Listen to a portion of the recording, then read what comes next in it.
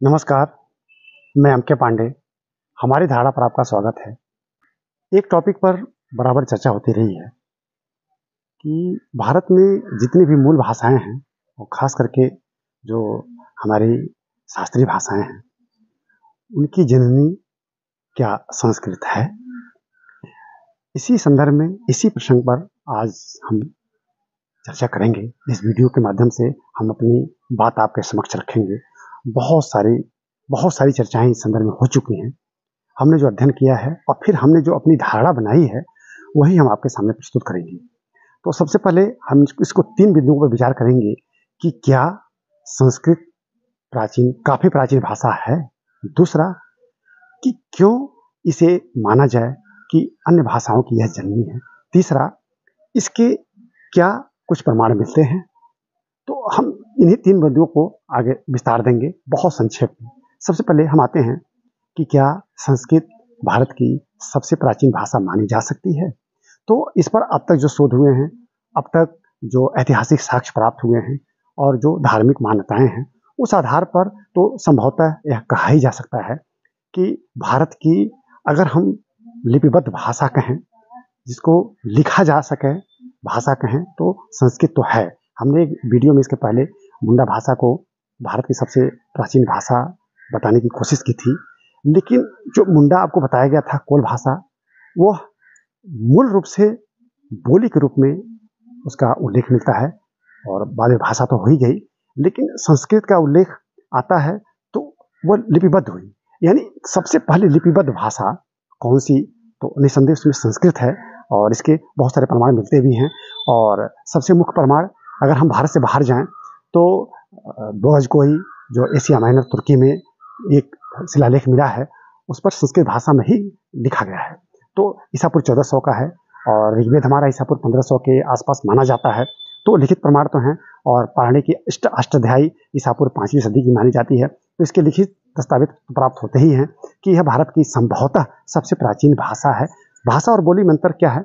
बोली कम्युनिकेशन की एक तरफ से वो भाषा कह सकते हैं कि आपस में जो हम संपर्क बनाते हैं और जिस रूप में बोलकर बनाते हैं, उसे सामान्यतः बोली कहा जाता है। लेकिन जब उसको विधिवत लिपिबद्ध कर दिया जाए, स्वर व्यंजन के रूप में उसको दर्शाया जा सके, उसी रूप में उसको दर्शाया जा सके लिखकर, तो वो भाषा हो जाती है। इस दृष्टि से संस्कृत भारत की संभवतः सबसे प्राचीन भाषा है और बोली के रूप में मुंडा निसंदेह भारत की सबसे प्राचीन भाषा है। तो हम दोनों को अंतर थोड़ा सा करके चलना है। यह सही भी हो सकता है, गलत भी हो सकता है। अब एक शब्द आता है प्राकृत। भाषा के रूप में भी प्राकृत शब्द है। प्राकृत कहाँ से लिया गया है? मुझे लगता है प्राकृतिक शब्द से प्राकृत है, यानी सब प्राकृतिक रूप से। तो प्राकृतिक रूप से जो प्रारंभ में हमारा मानवीय समाज भारत में बोलना प्रारंभ किया होगा, तो जो भाषा निकली होगी बोली के रूप में, वह प्राकृत रही होगी।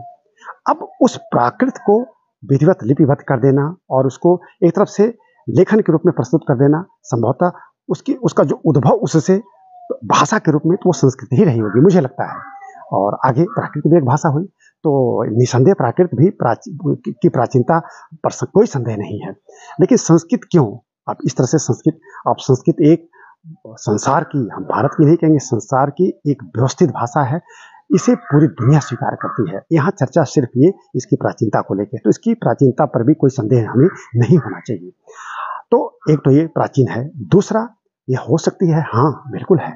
यह निश्चित रूप से अन्य जो हमारी एक तरफ से हम कहेंगे कि जो हमारी मूल भाषाएं हैं या हम शास्त्रीय भाषाएं हैं, उनकी जननी है। तो है, इसलिए है कि प्राचीन काल में हम ईसापुर 1500 कह लें या और पहले कह लें, या संदोष सभ्यता के समय कह लें, हड़प्पा सभ्यता के समय कह लें, तो हम पाते हैं कि उत्तरी भारत से लेकर दक्षिणी भारत तक संपर्क तो था, आना जाना था, लोगों में संपर्क था। तो मूक संपर्क तो नहीं रहा होगा, भाषा के रूप में ही रहा होगा। मुझे लगता है कि संस्कृत ही हमारे संपर्क की प्रारंभिक भाषा रही होगी। जहाँ तक हम पढ़ते हैं और पढ़ के जो निष्कर्ष निकालते हैं, संस्कृत उत्तर से लेकर दक्षिण और पूरब से लेकर पश्चिम तक यह संपर्क सूत्र का कार्य कर रही होगी। और इस तरह से संस्कृत का प्रभाव हम दक्षिण में भी देख सकते हैं। आप तमिल ग्रंथ उठाइए, तमिल ग्रंथ या तमिल भाषा दक्षिण की सबसे प्राचीन भाषा है। तो तमिल और संस्कृत में काफी समानता है। आप दक्षिण की जो शास्त्रीय भाषाएं हैं, चारों शास्त्रीय भाषाएं, उनमें आप संस्कृत का सीधा प्रभाव पाएंगे। इसी तरह से हम उड़िया और बंगाली 6 हमारी संस्कृत ये शास्त्रीय भाषाएं हैं, इनमें संस्कृत का सीधा प्रभाव मिलता है। अब मुंडा में भी देखें तो मुंडा भाषा संथाली भाषा, इसमें भी संस्कृत का सीधा प्रभाव है।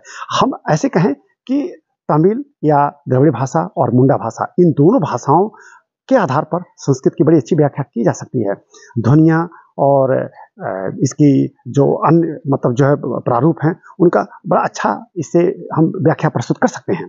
तो ऐसा नहीं है, संस्कृत का प्रभाव उत्तर से लेकर दक्षिण, पूरब से लेकर पश्चिम तक था और रहा है। धीरे धीरे यह मूल रूप से यह एक तरफ से हमारी मूल भाषा नहीं रह गई, और जैसे संपर्क सूत्र की भाषा, ये धीरे धीरे यह संपर्क सूत्र के रूप में यह भाषा धीरे धीरे गौण होती चली गई। उसका स्थान बहुत सारी भाषाओं ने ले लिया। क्यों? क्योंकि अन्य कई भाषाओं का उद्भव हो गया, और उन भाषाओं में हम कम से कम 6 भाषाओं का नाम तो ले ही सकते हैं कि दक्षिण में 4 भाषाएं, आप तमिल कह सकते हैं, मलयालम कह सकते हैं, कन्नड़ और तेलुगु, फिर बांग्ला, फिर भाषा के रूप में संथाली है। तो प्राचीन बोली लेकिन परिमार्जित है। संथाली प्राचीन भाषा भारत की है, लेकिन परिमार्जित है, आज संथाली का रूप है। ठीक है, तो संस्कृत का प्रभाव उस पर है, उसका संस्कृत पर भी है और संस्कृत का उस पर भी है, तो इसमें कोई दोहरा नहीं है। ऐसी बहुत सारी भाषाएं हमारी हैं जो कही जा सकती हैं कि संस्कृत से इनका उद्भव है। तो हम इस आधार पर कह सकते हैं कि संस्कृत जननी है हमारी सारी प्राचीन या मूल भाषाओं की, इसमें कोई संदेह नहीं होना चाहिए। फिर भी ये हमारे विचार हैं, जो पढ़ा गया उनके आधार पर कहा जा रहा है। यह सही भी हो सकता है, गलत भी हो सकता है। अब हम आते हैं कि इसकी कहाँ तक प्रामाणिकता है।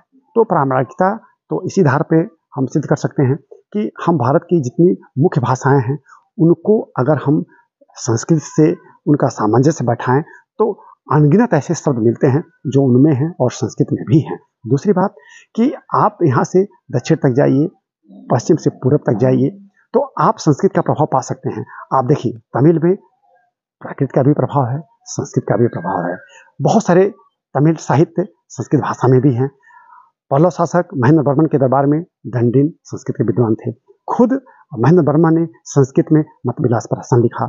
इसी तरह से संगम के ग्रंथ, संगम काल के जो ग्रंथ, जो तमिल ग्रंथ हैं, कहानी को तो तमिल ग्रंथ हैं, लेकिन बहुत सारे उसमें से संस्कृत के भी ग्रंथ मिलते हैं उनमें, मतलब संस्कृत से प्रभावित ग्रंथ मिलते हैं, तो संस्कृत के शब्द मिलते हैं। और सबसे खास कि मदुरई के आसपास गुफाओं में बहुत सारे ऐसे शिलालेख मिले हैं, छोटे छोटे शिलालेख मिले हैं, जो प्राकृत और तमिल मिले जुले हैं। संस्कृत का भी बहुत ज़्यादा प्रभाव है। तो हम देख सकते हैं कि पूरे भारत में संस्कृत का प्रभाव था, और अगर इसमें गहराई से शोध किया जाए तो यह स्वाभाविक रूप से सिद्ध हो जाता है कि प्राचीन काल में पहली संपर्क की भाषा अगर कोई थी तो वो निसंदेह संस्कृत थी, और अन्य भाषाओं की इस तरह से जननी हो जाती है।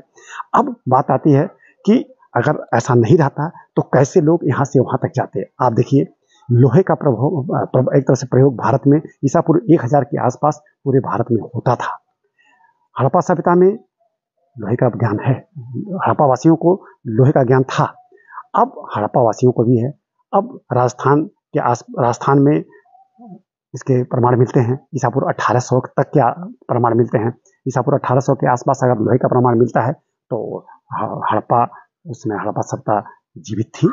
तो हम कैसे कह सकते हैं कि हड़प्पा अलग सभ्यता कोई थी और भारत से संबंध नहीं था? सब कुछ मिला जुला था। जिस दिन लिपि का ज्ञान हुआ, बहुत कुछ रहस्यों से पर्दा उठ जाएगा। मुझे लगता है कि प्राचीन काल में सिंधु सभ्यता से लेकर अन्य सभ्यताओं का आवागमन पूरे भारत में होता रहा है, चाहे जैसे भी रहा हो, और आपस में इन लोगों का संपर्क भी रहा, चाहे वो प्राकृत भाषा में रहा हो, चाहे संस्कृत भाषा में रहा हो, चाहे पाली भाषा में रहा हो या किसी अन्य भाषा में, लेकिन संपर्क तो था, और वो संपर्क भाषा के माध्यम से ही रहा होगा। वो गोंड भी हो सकता है, वो मुंडा भी हो सकता है, या संथाली भी हो सकता है। तो हमने बड़े संक्षेप में आपके समक्ष अपनी यह बात रखी, अपने यह विचार रखे, हमारी यह धारणा है, और हमने जो पढ़ा उसके आधार पर हमने यह धारणा बनाई थी। यह सही भी हो सकती है, गलत भी हो सकती है। आप इसे गंभीरता से सुनिएगा, इस पर चिंतन मनन कीजिएगा, और हमारे चैनल को सब्सक्राइब कर लीजिएगा। इस वीडियो को लाइक और शेयर जरूर कीजिएगा। धन्यवाद।